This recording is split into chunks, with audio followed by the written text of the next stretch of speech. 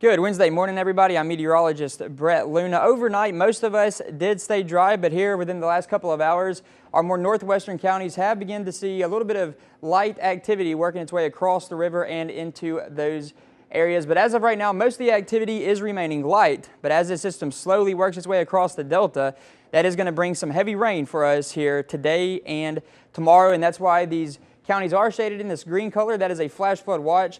That flash flood watch will remain in effect until 7 o'clock tomorrow evening. So we are expecting about 3 to 5 inches of rain to fall, but also off to a very warm start out ahead of the system, especially in Greenwood. Right now it's 70, 69 down in Vicksburg, 67 in Jackson, just back west of the river in northern Louisiana, 70 for Bastrop, 71 for Monroe. And then in our more northern counties, it is a little bit cooler, 63 right now in Clarksdale.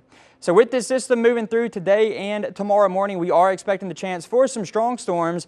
A couple of those could be on the severe side, so the Storm Prediction Center does have our counties that are closer to the river.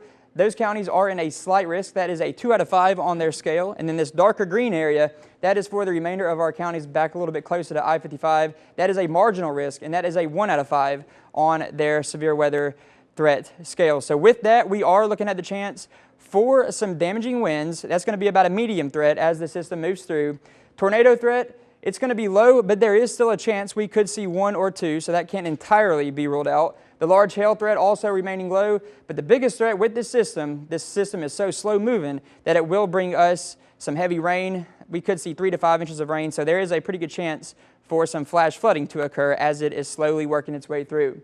So here's Futurecast by 8 o'clock. This rain will continue a little bit on this southeasterly track. By noon, I think it should become a little bit more widespread. We are going to have a few showers and thunderstorms form out ahead of this system itself.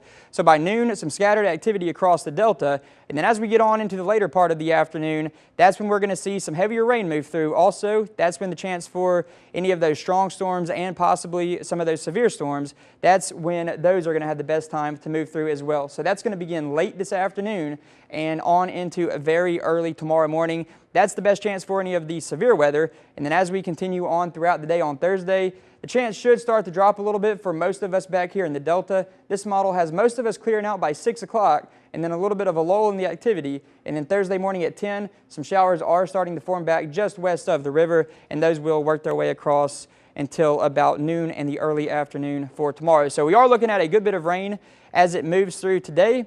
Also, the temperatures, they're going to be in the mid to upper 70s this afternoon. We'll be at 75 by 2 o'clock, 75 by 4. Expect a little bit of a breezy day today and tonight, dropping down into the low 60s. 61 for the low is what I'm going with under mostly cloudy skies.